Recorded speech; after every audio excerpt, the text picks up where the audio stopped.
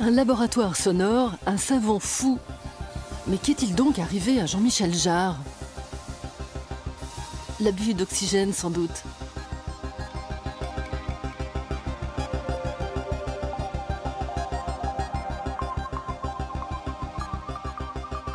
Là où passent les méga-shows de Jean-Michel Jarre, l'herbe ne repousse plus.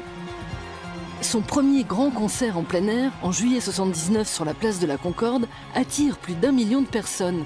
Ça vous forge un ego.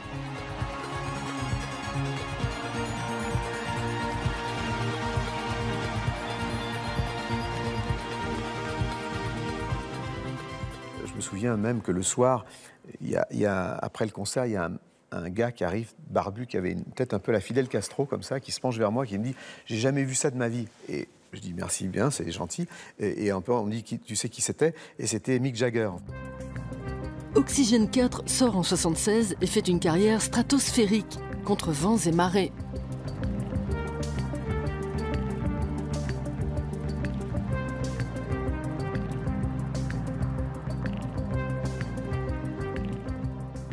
La preuve, c'est que de toute façon, cette musique a été refusée pratiquement, ce disque a été refusé pratiquement par toutes les maisons de disques.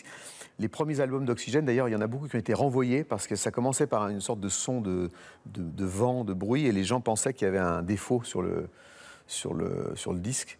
Et donc, il y a eu pas mal de retours de gens qui disaient « il y a un défaut sur mon vinyle ». Mais passé les premières hésitations, le tube se répand à la vitesse d'un laser. Aujourd'hui, l'atmosphère est toujours au beau fixe. Oxygène s'est écoulé à 15 millions d'exemplaires, ce qui en fait l'album électronique le mieux vendu au monde. Un parcours inattendu pour celui qui a fait ses premiers pas chez Pierre Schaeffer, le père de la musique concrète et électroacoustique.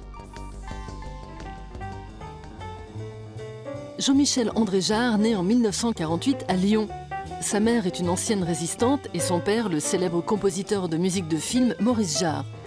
Il a 5 ans lorsque son père demande le divorce et s'envole pour le soleil d'Hollywood. Je ne l'ai pratiquement plus jamais revu. Et donc, mon rapport à la musique, pas la sienne, mais de manière générale, n'est pas nécessairement des moments liés à des moments de joie. Parce que c'est mieux d'avoir un conflit ouvert avec son père plutôt que rien, plutôt qu'un trou. Les week-ends, maman dépose le petit Jean-Michel dans un club de jazz à Paris, tenu par une amie de la famille. Chet Baker, en personne, lui jouera un petit récital pour son anniversaire.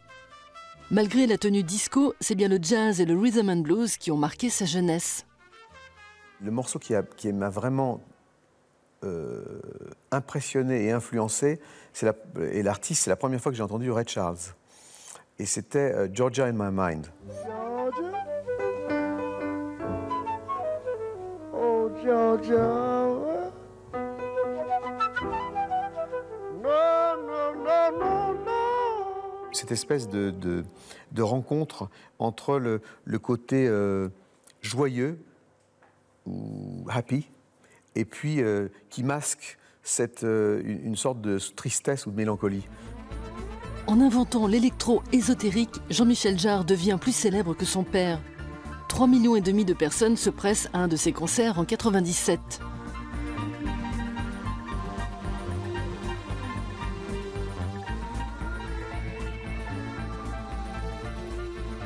Mais il sait aussi se contenter d'un simple stade couvert. Ça, c'est un des premiers synthés que j'ai eu, qui était à l'époque dans une valise qui faisait un peu James Bond, Dr No, un peu, et qui bien entendu n'a pas de mémoire. Et donc c'est pour ça que j'ai plusieurs synthés qui sont programmés pour une catégorie de son. Ici, j'ai un nouvel instrument qui est lié à la laser harp, à la harpe laser dont je me sers, la grande, qui est une mini harpe. Et j'aime beaucoup les harpes comme instrument. C'est un instrument qui est très visuel. C'était en même temps l'instrument des dieux et des anges. Et en même temps, il y a un côté très sexuel dans les harpes. Parce que les gens qui jouent des harpes ont toujours l'instrument entre les jambes. Et j'ai toujours... Alors moi, celle-là, malheureusement, je ne peux pas la mettre entre les jambes, mais j'aime beaucoup le...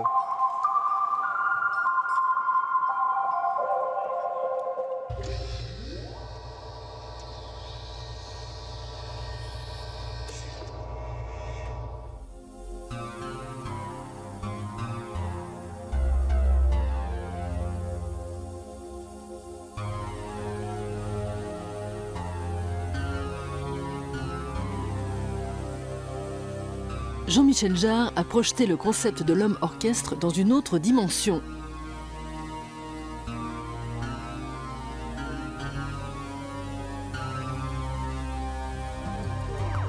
Voyons voir ce qui l'inspire dans notre choix de vinyle. Il y a des méchants garnements et la concurrence rôde. Chariots of Fire, Chariot de feu, c'est évidemment aussi une musique qui compte pour moi doublement parce que d'abord c'est de mon collègue Vangelis Papathanassiou. Ah ben voilà, ça y est. Mais c'est vrai que ça fait partie des grands classiques qui dépassent l'électronique ou qui dépassent d'ailleurs, c'est électronique et acoustique puisque le thème est fait au piano. Yeah, you have lots of good stuff there. Ok. AC/DC. Alors, c'est une chose dont on n'a pas vraiment parlé, mais je suis un grand fan de hard rock. Et pour moi, le hard rock m'a toujours beaucoup influencé. Je pense que si Vivaldi était né dans les années 50 ou 60, il ferait partie de Metallica. En plus, AC/DC est un groupe que j'aime énormément sur scène aussi. Alors, il faut le jouer beaucoup plus fort que ça, mais on est limité par la technique. Voilà. Ce qui ne lui arrive que très rarement. Nuit après nuit, le prophète n'a pas fini de propager ses fréquences.